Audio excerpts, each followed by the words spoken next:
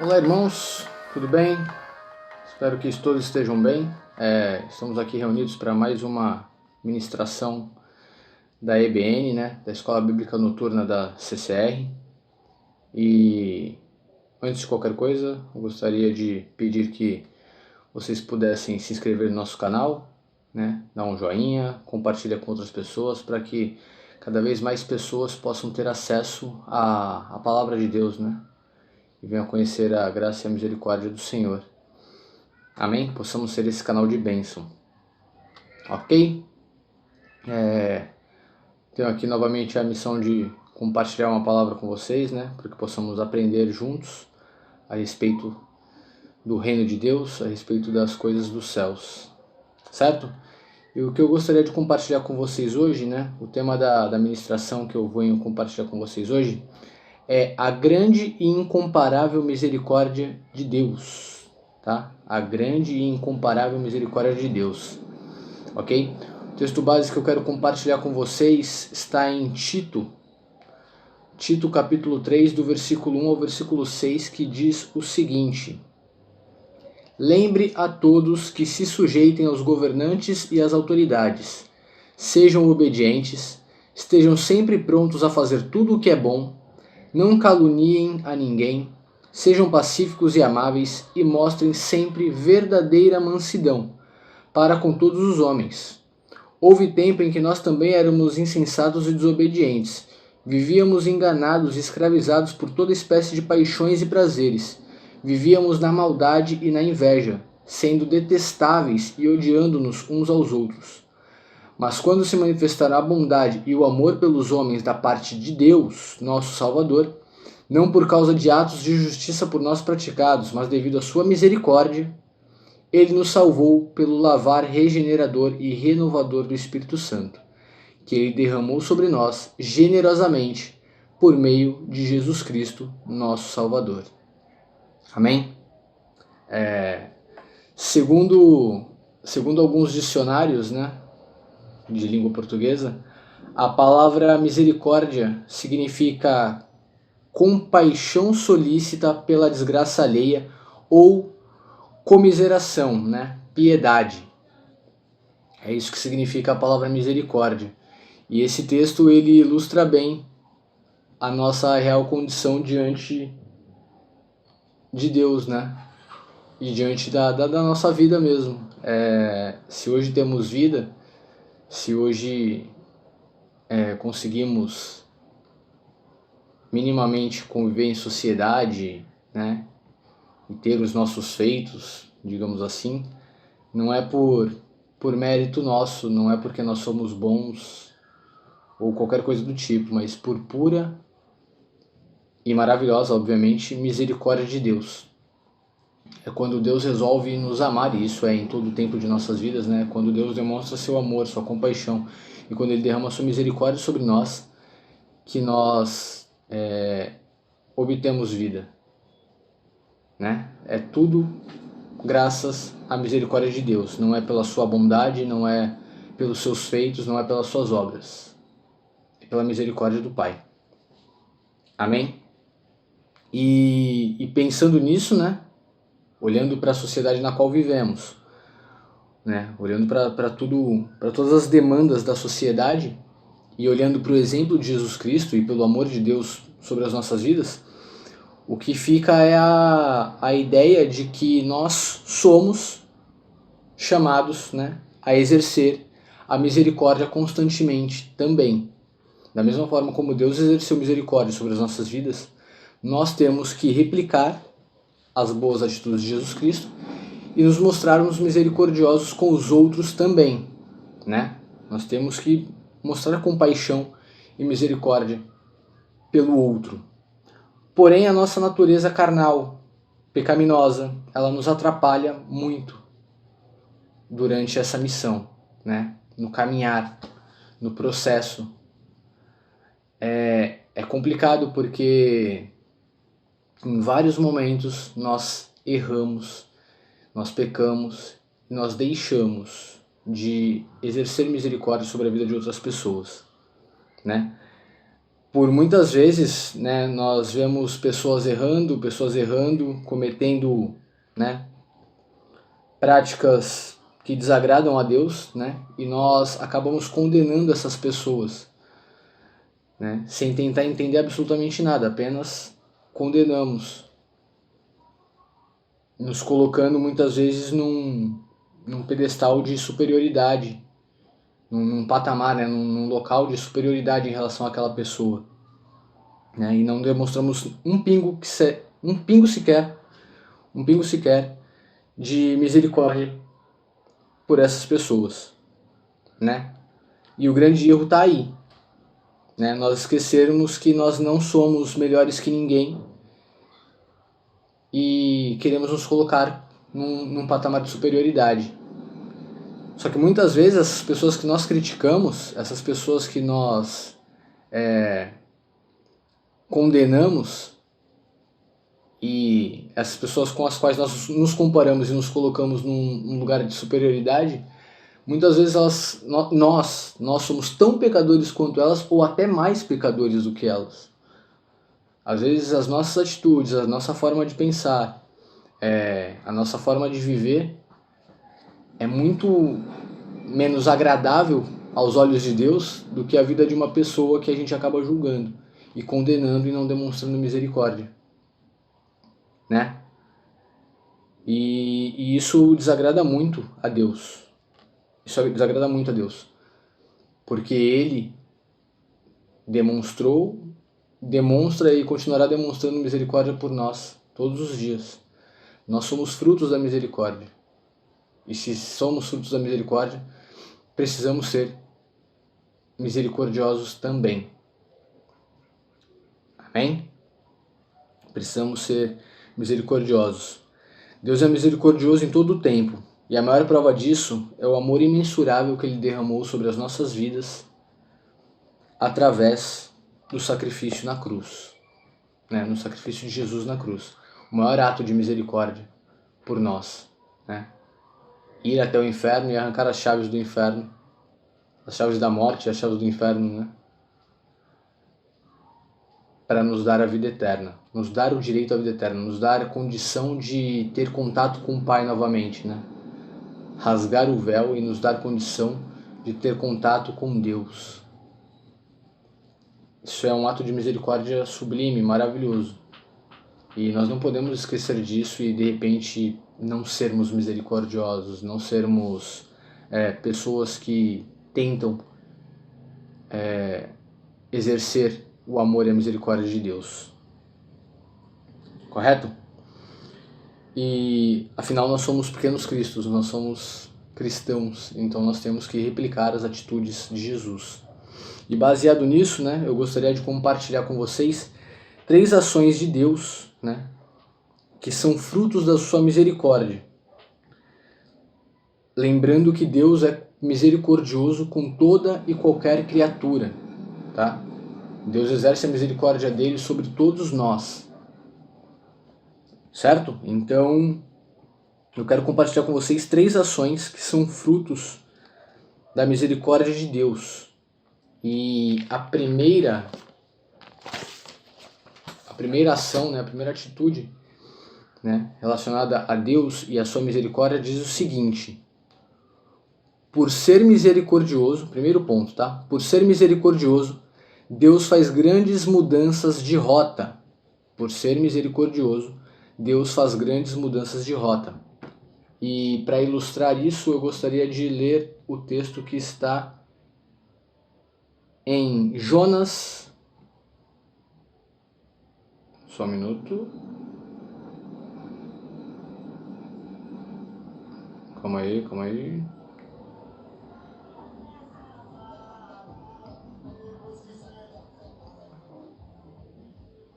Jonas, isso. Jonas, no capítulo 4, do versículo 1 ao versículo 11. É um texto um pouco mais longo, mas eu quero compartilhar com vocês porque ele ilustra bem o que eu quero explicar, tá? E a relação com a misericórdia. Diz o seguinte o texto, tá? Jonas 4, do versículo 1 ao versículo 11. Mas Jonas ficou profundamente descontente com isso e enfureceu-se. Ele orou ao Senhor Senhor, não foi isso que eu disse quando ainda estava em casa? Foi por isso que me apressei em fugir para Tarsis. Eu sabia que tu és Deus misericordioso e compassivo, muito paciente, cheio de amor e que promete castigar, mas depois se arrepende. Agora, Senhor, tira a minha vida, eu imploro, porque para mim é melhor morrer do que viver. O Senhor lhe respondeu: Você tem alguma razão para essa fúria? Jonas saiu e sentou-se no lugar a leste da cidade. Ali construiu para si um abrigo. Sentou-se à sua sombra e esperou para ver o que aconteceria com a cidade. Então o Senhor Deus fez crescer uma planta sobre Jonas, para dar sombra à sua cabeça e livrá-lo do calor. E Jonas ficou muito alegre. Mas na madrugada do dia seguinte, Deus mandou uma lagarta atacar a planta de modo que ela secou. Ao nascer do sol, Deus trouxe um vento oriental muito quente, e o sol bateu na cabeça de Jonas, a ponto de ele quase desmaiar. Com isso, ele desejou morrer e disse: Para mim seria melhor morrer do que viver. Mas Deus disse a Jonas: Você tem alguma razão para estar tão furioso por causa da planta? E Jonas respondeu: Sim, tenho, e estou furioso a ponto de querer morrer. Mas o Senhor lhe disse: Você tem pena dessa planta, embora não a tenha podado nem a tenha feito crescer. Ela nasceu numa noite, e numa noite morreu. Contudo, Nínive tem mais de 120 mil pessoas que não sabem nem distinguir a mão direita da esquerda, além de muitos rebanhos. Não deveria eu ter Não deveria eu ter misericórdia dessa grande cidade? Esse texto é um texto que me chama muita atenção, né? A história de Jonas, ela é extremamente conhecida. Acho que todo mundo deve conhecer a história de Jonas. Até não cristãos devem conhecer a história do homem que foi engolido pelo peixe, né? E ela é uma história muito conhecida, e exatamente por essa passagem, né? A maioria das pessoas que conhecem a história de Jonas conhecem por conta dessa passagem dele dentro do peixe, né? Sendo engolido pelo peixe. Mas o texto que, desde que eu li a primeira vez o livro de Jonas, o texto que sempre me chamou muita atenção foi esse, né? O capítulo 4. E eu vou contextualizar, né? Para quem não lembra, Deus ele tem uma missão, ele entrega uma missão a Jonas, né? Pela iniquidade do povo de Nínive, ele decide que vai destruir a cidade, que vai destruir o povo de lá, e pede para que Jonas vá até lá anunciar isso para o povo. Só que Jonas, pelos motivos dele, decide não fazer isso, né? Ele começa a fugir de Deus e da missão que ele tem, e aí ele acaba pegando um barco para poder ir para uma outra cidade, se eu não me engano é para Tarsis, e no meio do caminho ele é lançado ao mar pelos tripulantes da embarcação, né? Exatamente por conta dele ser quem ele é, né? Ele está fugindo de Deus, então ali no meio da tempestade, o barco quase virando, eles descobrem que Jonas está descumprindo um mandamento de Deus e acabam lançando ele no mar, e aí no mar o peixe vai e o engole, e é dentro da barriga do peixe que ele resolve voltar atrás da decisão de não cumprir a missão e se volta para poder ir lá até a cidade e anunciar para todos que a cidade seria destruída. E aí, o que acontece, né? Aí é que está o ponto da onde a gente parte no versículo 1 do capítulo 4. Quando Jonas ele anuncia ao povo que Deus não está se agradando das atitudes deles e que vai destruir a cidade, o povo se arrepende. O povo se arrepende e chora e clama, e nisso Deus vê sinceridade nessa atitude e decide não destruir mais a cidade, né? Ele derrama a sua graça e misericórdia sobre a cidade, demonstra todo o seu amor por aquele povo, que é a obra dele, que é a criação dele, e decide não mais destruí-los, por graça e misericórdia. E isso enfurece Jonas, né, que é o que nós vemos no versículo 1. Jonas fica extremamente irritado, desolado, furioso, a ponto de querer a morte. Porque ele começa a questionar Deus, né? Ele começa a falar: eu sabia que o Senhor voltaria atrás, eu sabia, porque o Senhor é Deus de misericórdia, não faz o menor sentido eu ter que vir aqui anunciar, passar por tudo pelo que eu passei, para chegar aqui e anunciar o que o Senhor havia mandado eu anunciar e de repente o Senhor voltar atrás. E aí Deus pergunta para ele: mas você realmente acha que você tem razão em estar tão furioso, e ele sai fora, né, cheio de birra, mimizento, vai para um canto da cidade, lá monta acampamento, e aí Deus tem os meios dele, né, a forma dele como tratar todas as coisas. Deus vai e no acampamento dele cria uma planta que gera sombra pro acampamento de Jonas, né, pro lugar onde ele está se hospedando ali. Então ele gera um conforto para Jonas, e Jonas fica feliz, né, com aquele conforto, com aquela sombra, com aquela planta, e ele começa a meio que amar aquela planta. Só que num curto espaço de tempo, né, Deus já manda uma lagarta para comer aquela planta e destruir a planta, e já manda no dia seguinte um sol forte que quase faz Jonas desmaiar, e aí ele fica mais furioso ainda, porque como assim? A planta que ele amava e que estava dando fruto para ele, ou fruto não, que estava dando sombra para ele, foi destruída. E aí Deus novamente o questiona: você realmente. E ele pede a morte, né? Jonas pede a morte, e aí Deus o questiona e fala: você realmente acha que tem direito em estar tão furioso, né? Você realmente acha que pode estar tão furioso por conta disso? E ele cita a planta, né? Ficar furioso por causa da planta. E aí Jonas fala que sim, ainda é petulante, né? Ele fala sim, sim, acho que tenho o direito, né? Não com essas palavras, mas eu fico imaginando ele falando: sim, eu tenho o direito e eu tô furioso, eu tô tão irritado que eu quero morrer. É melhor que me mate do que permanecer vivo. E aí vem a grande lição de Deus, né? Nesse ponto, em relação à misericordiosa. Eu tô errando toda hora a palavra, né? Em relação à misericórdia. Deus vira para ele e fala: você não trabalhou nessa planta, você não plantou a planta, você não regou a planta, você não viu a planta crescer, você não viu a planta chegar no tamanho que ela tinha que chegar, você não viu ela germinar, você não viu nenhum dos processos e não participou de nenhum processo, desde o nascimento até o crescimento dessa planta. E no momento em que a planta morreu, né, você ficou extremamente chateado, né, compadecido, você ficou com pena da planta e demonstra, né, com suas atitudes uma misericórdia até por ela. Agora imagina eu, que criei a cidade de Nínive, que criei o povo de Nínive, né, que vi o povo de Nínive nascer, que já os conhecia, a verdade é essa, né, já os conhecia desde o ventre da mãe deles, desde antes disso, né, os vi nascer, os vi crescer, os vi criar família, os vi crescer como sociedade, os vi errar também. Será que eu não teria misericordioso? Será que não teria eu misericórdia do povo de Nínive? Né? Eu que participei de todo o processo relacionado ao povo de Nínive, não teria misericórdia do povo? Né? E esse é um questionamento que nós temos que fazer. O tempo todo nós agimos como Jonas. O tempo todo nós julgamos os outros, nós condenamos os outros, né? O tempo inteiro a gente quer que a nossa vontade seja feita. A gente está o tempo inteiro ligando apenas para os nossos desejos, preocupados com o nosso conforto. E sempre que algo foge um pouco do nosso controle, a gente se enfurece, a gente se irrita.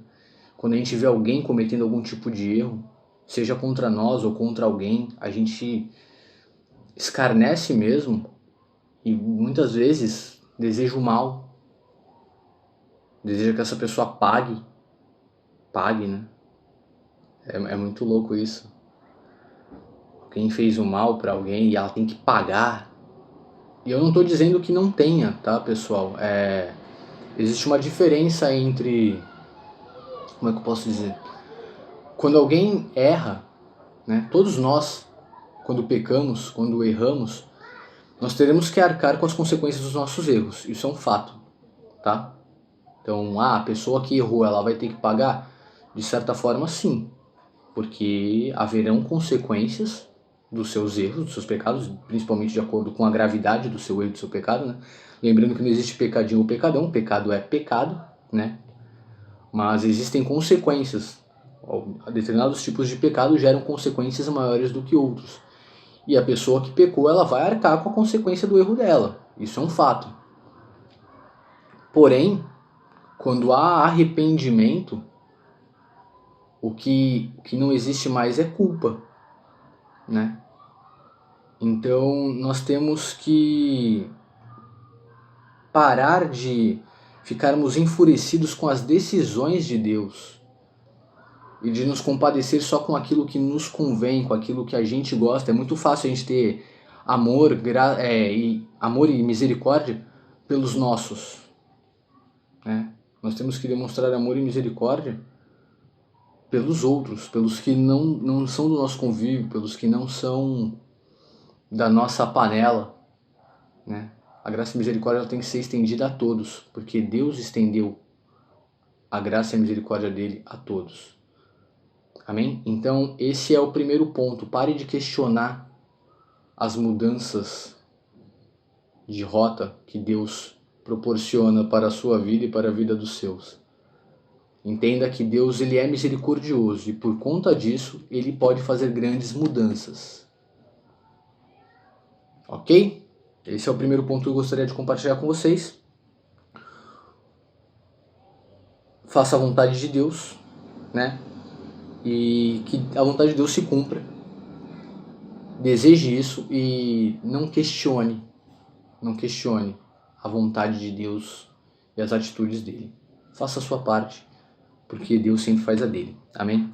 O segundo ponto que eu gostaria de compartilhar com vocês é que, por Deus ser misericordioso, ele sempre supre necessidades. Por ser misericordioso, Deus supre necessidades. Tá? O primeiro ponto é, por ser misericordioso, Deus faz grandes mudanças de rota. O segundo ponto é, por ser misericordioso, Deus supre necessidades. E o texto que eu quero compartilhar com vocês está em Neemias. Vamos lá. Neemias, capítulo 9, do versículo 9 ao 21. Também um texto um pouco mais comprido, né? Mas vamos lá. Diz o seguinte, Neemias 9, do 9 ao 21, diz o seguinte: Viste o sofrimento dos nossos antepassados no Egito, e ouviste o clamor deles no mar. Fizeste sinais e maravilhas contra o faraó e todos os seus oficiais, e contra todo o povo da sua terra, pois sabias com quanta arrogância os egípcios os tratavam. Alcançaste renome que permanece até hoje. Dividiste o mar diante deles, para que o atravessassem a seco, mas lançaste os seus perseguidores nas profundezas, como uma pedra em águas agitadas. Tu os conduziste de dia com uma nuvem e de noite com uma coluna de fogo, para iluminar o caminho que tinham que percorrer. Tu desceste ao monte Sinai, dos céus lhes falaste, deste-lhes ordenanças justas e leis verdadeiras, e decretos e mandamentos excelentes. Fizeste que conhecessem o teu sábado santo e lhes deste ordens, decretos e leis por meio de Moisés, teu servo. Na fome deste-lhes pão do céu, e na sede tiraste para eles água da rocha. Mandaste-os entrar e tomar posse da terra que, sob juramento, tinhas prometido dar-lhes. Mas os nossos antepassados tornaram-se arrogantes e obstinados, e não obedeceram aos teus mandamentos. Eles se recusaram a ouvir-te e esqueceram-se dos milagres que se realizaste entre eles. Tornaram-se obstinados e, na sua rebeldia, escolheram um líder a fim de voltarem à sua escravidão. Mas tu és um Deus perdoador, um Deus bondoso e misericordioso, muito paciente e cheio de amor. Por isso não os abandonaste. Mesmo quando fundiram para si um ídolo na forma de bezerro e disseram, este é o seu Deus que os tirou do Egito, ou quando proferiram blasfêmias terríveis. Foi por tua grande compaixão que não os abandonaste no deserto. De dia a nuvem não deixava de guiá-los em seu caminho, nem de noite a coluna de fogo deixava de brilhar sobre o caminho que deviam percorrer. Deste o teu bom espírito para instruí-los. Não retiveste o teu maná que os alimentava, e deste-lhes água para matar a sede. Durante 40 anos tu os sustentaste no deserto. Nada lhes faltou. As roupas deles não se gastaram, nem os seus pés ficaram inchados. Amém? Nessa passagem é relatada toda a caminhada dos hebreus no deserto, né? Desde a saída do Egito, e como Deus os acompanhou em todo o tempo, né? Desde que Deus resolveu chamar Moisés e começar aquela obra de retirada do povo hebreu do Egito, né? Da escravidão do Egito, né? Quando começou o êxodo do povo hebreu, Deus esteve com eles o tempo todo. Deus não os abandonou em momento algum, né? Deus supriu todas as necessidades do povo hebreu. Mas aí eu pergunto para vocês, eles mereciam todo esse amor, toda essa misericórdia de Deus? E eu respondo que não, eles não mereciam. Mas aí surge uma nova pergunta: quem mereceria? Quais humanos você conhece, ou você mesmo pensando em si, você acha que você mereceria? Quem merece tanto amor e tanta misericórdia? E eu respondo novamente: ninguém. Ninguém. Não existem humanos merecedores de tanto amor e de tanta misericórdia. Não existe. E ainda assim, ele permanece firme, nos amando, nos derramando da sua graça e da sua misericórdia. Deus não nos abandona absolutamente nunca, mesmo sem merecer.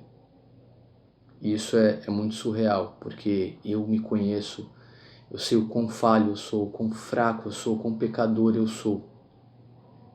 Todo santo dia eu cometo algum erro, eu dou algum vacilo.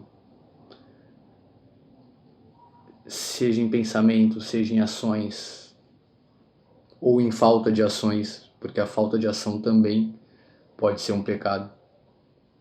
Em todo momento eu tenho cometido erros. E em todo momento Deus supre as minhas necessidades. Em todo momento Deus está comigo, derramando o amor dele por mim. Eu não me lembro de um dia sequer da minha vida não ter tido o amor de Deus. Mesmo quando eu não era cristão, né, mesmo antes da conversão, eu consigo, hoje pensando nos tempos passados, né, pensando em antes da conversão, eu consigo enxergar que mesmo antes disso, Deus já estava ali derramando da graça e da misericórdia dele sobre mim. Ele sempre esteve comigo, sempre esteve contigo, sempre esteve com a humanidade, mesmo sem ela merecer. Permanece nos dias de hoje e permanecerá, porque ele é um Deus misericordioso. Certo? E ele supre necessidades. O povo blasfemava, o povo murmurava. Como o povo murmurava no deserto? O povo pedia para voltar. O povo pedia para voltar a ser escravo. Houveram pessoas ali no deserto que queriam voltar a ser escravos, né? Povo ingrato. E quantas vezes nós é que não somos os ingratos? Quantas vezes no meio do deserto nós somos mesquinhos, egoístas, ingratos, murmuradores? Quantas vezes a gente reclama de tudo o tempo inteiro? Quantas vezes a gente cria contenda? Quantas vezes a gente entra no meio da fofoca? Quantas vezes a gente deixa de estender a mão para alguém? Quantas vezes a gente erra e ainda assim Deus supre as nossas necessidades. Ele continua derramando a misericórdia dele sobre nós. Ele continua derramando a misericórdia dele sobre nós, né? E mostrando que não nos abandona. Então, pare de se queixar o tempo todo e seja misericordioso também. Replique as atitudes de Deus, replique as atitudes de Jesus Cristo. Seja misericordioso. Deixe de ser mesquinho, deixe de ser soberbo, deixe de ser egoísta e exerça a misericórdia. Amém? E o terceiro e último ponto que eu gostaria de compartilhar com vocês, eu vou ler mais dois trechos, né? Mas nesse ponto aqui nós leremos Lucas 23, do 39 ao 43.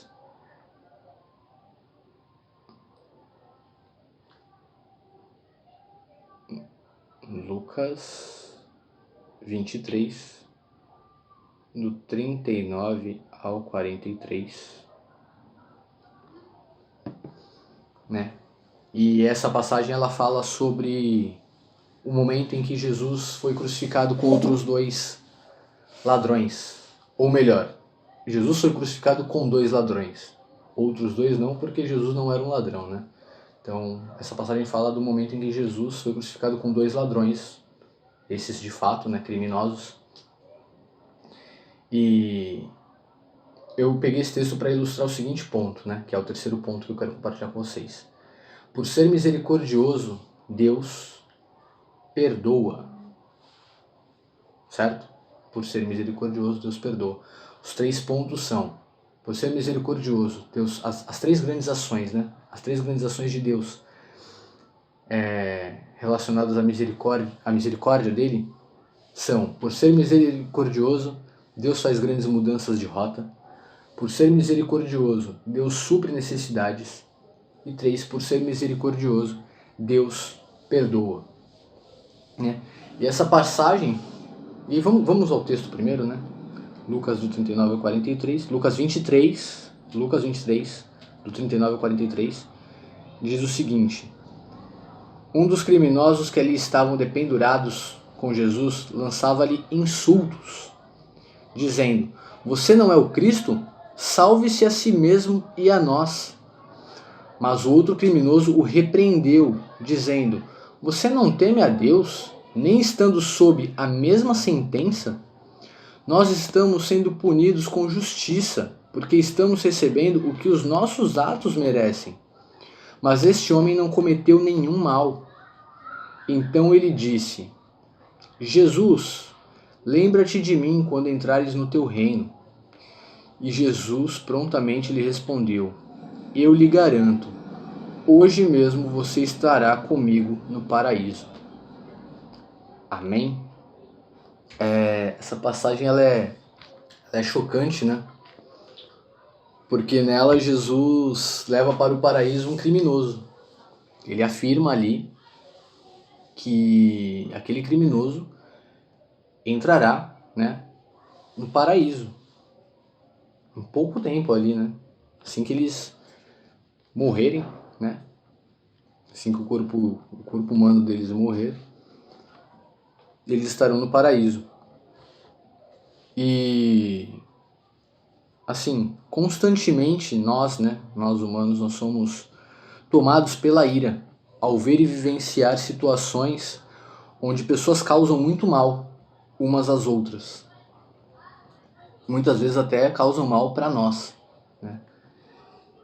E a nossa primeira reação é querer que aquela pessoa sempre pague pelo mal que fez.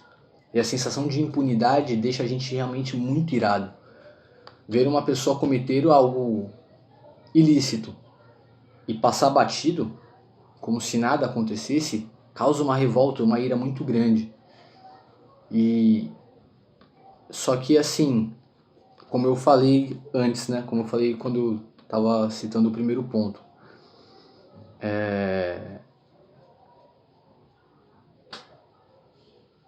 nossos erros, eles geram consequências, né? O meu, o seu, o do criminoso.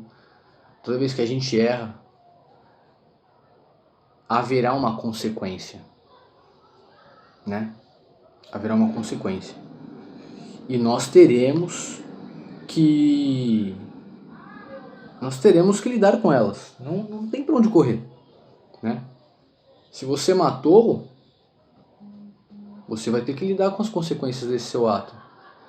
Se você agrediu, você terá que lidar com as consequências desse seu ato. Se você traiu, você terá que lidar com as consequências desse seu ato, né? Se você deixou de alimentar, se você desrespeitou pai e mãe, se você mentiu pro seu filho, se você deu um atestado de 5 dias no trabalho e você nem tava ruim os 5 dias, ou melhor, você não tava ruim nenhum, você só fingiu e foi lá no trabalho e pegou, no trabalho não, foi lá no hospital e pegou um atestado, tudo isso é pecado. Tudo isso é pecado. As consequências de cada um deles é que são diferentes, né? Alguns geram consequências muito maiores do que os outros, mas tudo é pecado. E você vai ter que lidar com as consequências da gravidade do pecado que você cometeu, né? Pecado é pecado. Só que alguns geram consequências maiores que os outros e você vai ter que lidar com isso, né? Porém, repito, quando há arrependimento, porque o errar faz parte. Como eu disse, eu erro todo dia, o Tom erra, a Elza erra, né? Os nossos pastores, no caso, Marcos, Paulo, né? Todo mundo que você conheça erra, peca. Não existem seres imaculados na face da terra, né? Então todos nós erramos. O que difere o cristão verdadeiro do não cristão, o que difere um cristão de um não cristão, o que difere alguém que é de Cristo, vive por Cristo e vive para Cristo, é o arrependimento. É o arrependimento. E quando você se arrepende, você ainda assim terá que pagar pelos seus atos. Você ainda assim terá que responder pelas consequências dos seus atos. Você vai ter que arcar com elas. Porém, você não terá mais culpa. Aquilo não será mais um peso, né? Jesus, ele tira isso de nós quando nós o aceitamos. Ele tira o peso. Ele tira a culpa. E ele nos auxilia, ele nos protege, ele nos conduz para que possamos passar pelo que tivermos que passar, de acordo com as consequências dos nossos atos. Amém? E foi isso que aconteceu nessa passagem. Quando Jesus está ali na cruz, pregado, e um deles escarnece, mas o outro não, o outro entende que ele estava ali, ele tinha que passar por aquilo, ele entendeu, ele se arrependeu e ele entendeu. Eu estou aqui e eu mereço estar aqui, porque eu errei, de fato eu errei. De fato eu cometi os crimes, de fato eu pequei. Então eu mereço estar aqui. Mas Jesus não. Jesus não. Jesus não tinha pecado algum e estava pagando pelos nossos pecados. E ele entendeu isso. E é por isso que quando ele fala, ele clama ali, né? Na humildade dele, ele clama: Jesus, lembra-te de mim quando entrares no teu reino. É por isso que Jesus fala: eu te garanto que ainda hoje você estará comigo no paraíso. Porque Deus viu a sinceridade do coração dele, o arrependimento. Deus viu que ali havia uma vontade sincera de mudança e um arrependimento. Deus viu um reconhecimento, né? Um reconhecimento dos seus próprios erros, que é uma coisa que falta muito na sociedade como um todo. As pessoas reconhecerem que erram. A gente está cercado de pessoas soberbas, desumildes, que não, donas da razão, que não dão o braço a torcer, que não se ajoelham, que não abaixam a cabeça para nada, nem para ninguém. Podem estar erradas, pode estar claro, nítido que ela está errada, mas ela não se dobra, né? Ela não se dobra, ela tenta justificar de todas as formas possíveis o erro dela. Não é que ela errou, é que alguém a fez errar, é que alguém provocou, é que algo aconteceu. Nunca é opa, parei, foi mal, realmente o erro é meu, a culpa é minha, eu vacilei, eu vou pagar pelo que eu tenho que pagar. O erro é meu. Tá faltando isso, tá faltando muito isso. Tá faltando muito isso na sociedade. Né? Parar de achar que sabe tudo, parar de achar que tá sempre certo, parar de achar que é dono da razão. E viver verdadeiramente a vontade de Cristo, ser humilde de coração e se entregar a Ele. E diante disso, é que eu digo que todos nós somos pecadores, e quando nós passamos por algum tipo de situação em que nós somos feridos, né, em que nos machucam, em que nós vemos alguém machucando alguém que a gente gosta, ou machucando alguém por aí, porque até nisso, né, os telejornais acabam provocando muito isso. A gente viu um caso onde alguém cometeu um erro muito grave contra outra pessoa e aquilo enfurece a gente, aquilo deixa a gente nervoso, bravo, e aí a gente blasfema, a gente deseja o mal, a gente amaldiçoa aquela pessoa. Não faça isso. Não faça isso, porque não é essa a vontade de Deus. Não é essa a vontade de Deus. Não é isso que Jesus faria. O que Jesus faria é orar pela vida daquele ser, que é o que nós temos que fazer. Quando alguém comete um erro muito grave, ore pela vida dessa pessoa. Peça graça e misericórdia de Deus. Graça e misericórdia, né, não tem a ver com... então quer dizer que eu tenho que ficar feliz que ele fique impune? Não é isso. Ore a Deus para que ele se arrependa de todo o coração e que ele venha pagar pelo que ele fez sem a culpa, né? Eu estou falando isso, obviamente, num contexto de amor de Deus, né? Num contexto onde essa pessoa se arrepende e entrega os caminhos dela ao Senhor, né? Que Deus venha abençoar as pessoas, é isso que você tem que desejar.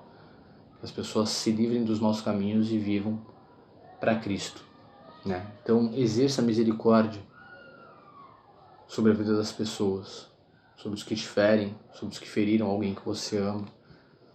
Não viva com rancor, com ira, com ódio. Não faz isso, porque além de fazer muito mal para você, né? Falando aqui do plano terreno, né? Do nosso corpo, da nossa mente, isso te afasta de Deus, porque isso não é a vontade de Deus. Deus espera que nós sejamos imitadores de Cristo, e quando nós desejamos o mal, quando nós espalhamos o ódio, não é isso que nós estamos fazendo, não é isso que nós estamos sendo. Nós não estamos sendo pequenos cristos. Nós não estamos sendo os representantes de Jesus, né?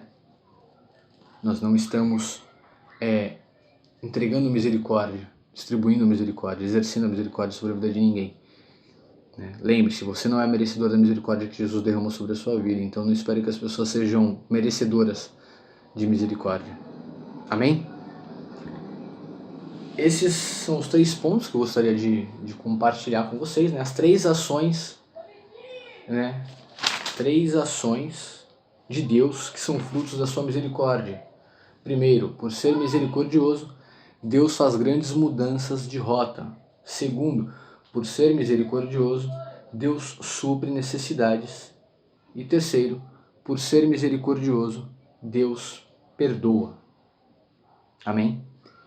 Então, só para recapitular, não reclame das mudanças que Deus faz na sua vida, na vida dos seus próximos, né? Pela graça e misericórdia dele, ele pode fazer o que ele quiser, por quem ele quiser, no momento que ele quiser. Não se enfureça com isso. Não se enfureça com isso, principalmente relacionado à obra mais perfeita de Deus, que somos nós, seres humanos, né? Se Deus faz uma grande mudança na vida de alguém, não se enfureça por isso, independentemente do passado dessa pessoa, tá? Porque ele é a obra dele, e se ele entende que essa obra tem que ser resgatada, ele sente muita alegria com isso. Então, adore a Deus e entenda os motivos de Deus, não questione as mudanças de Deus, né? Entenda, lembre que Deus supre necessidades e que Ele estará contigo, comigo, com todos nós, mesmo sem merecermos. Então, tente minimamente fazer a coisa certa por gratidão. Não para merecer algo, porque não importa o que você faça, você jamais será merecedor, mas por gratidão, por reconhecimento à soberania de Deus. Faça a coisa certa. E o terceiro ponto, perdoe. Perdoe e exerça misericórdia por outras pessoas, porque você é fruto da misericórdia e do perdão. Amém? E para finalizar, eu gostaria de compartilhar uma última palavra, que está em Lucas, também em Lucas, mas no capítulo 6, é só um versículo. Capítulo 6, versículo 36. Lucas 6, versículo 36, onde Jesus nos dá uma instrução, E toda instrução de Jesus é uma espécie de mandamento, Mesmo que não esteja nas 10 tábuas. Ou, mesmo que não esteja na tábua dos 10 mandamentos, toda a ordem de Jesus, todo ensinamento é uma espécie de mandamento. Então, em Lucas 6, 36 diz: sejam misericordiosos, assim como o Pai de vocês é misericordioso. Isso é uma instrução clara e direta de Jesus para nós, que sejamos misericordiosos. Então, lembre-se que você não é melhor que ninguém, não é melhor, não é mais puro que ninguém, Então reconheça suas falhas, reconheça suas limitações, reconheça a sua dependência de Deus e lembre que você é quem é por conta da misericórdia do Pai. Amém? Seja misericordioso. Que Deus te abençoe, que essa palavra tenha sido uma boa palavra, que chegue ao seu coração e que possa ministrar a sua vida assim como ministrou a minha. Que possamos ser mais misericordiosos para a honra e glória do Senhor Jesus Cristo de Nazaré. Amém? Antes de finalizar, eu gostaria de encerrar orando pela vida de cada pessoa que ouvir esta palavra, esta ministração. Amém? Senhor Jesus Cristo de Nazaré, louvado seja o teu santo nome, Senhor. Obrigado, Pai, por todo o amor, pela tua graça e pela tua misericórdia, Pai, sobre a minha vida, sobre as nossas vidas, Senhor. Que possamos, meu Pai, fazer a tua vontade e o teu querer, meu Pai, que possamos ser misericordiosos, Pai. Que possamos entregar as nossas vidas ao Senhor, meu Pai, fazendo aquilo que o Senhor espera que venhamos a fazer, meu Pai. Que essa palavra chegue, meu Pai, ao coração das pessoas e que as pessoas entendam, Senhor, entendam que é uma função nossa demonstrar, exercer misericórdia uns pelos outros, meu Pai. Mais do que ter as nossas necessidades supridas, temos que suprir as necessidades uns dos outros, Pai. Tem muita gente precisando, meu Pai, de um carinho, de um abraço, de uma palavra. Tem muita gente perdida no mundo, Senhor, esperando um ato de misericórdia. E nós podemos ser esse canal. Então que possamos, Senhor, para a honra e glória do teu santo nome, entregar os nossos corações a Ti e exercer misericórdia uns pelos outros, para a honra e glória do teu santo nome, em nome do Senhor Jesus Cristo de Nazaré, meu Pai. Amém. É isso aí, pessoal. Que a paz do Senhor esteja com todos vocês, em todo o tempo, para a honra e glória do nome de Jesus. Amém.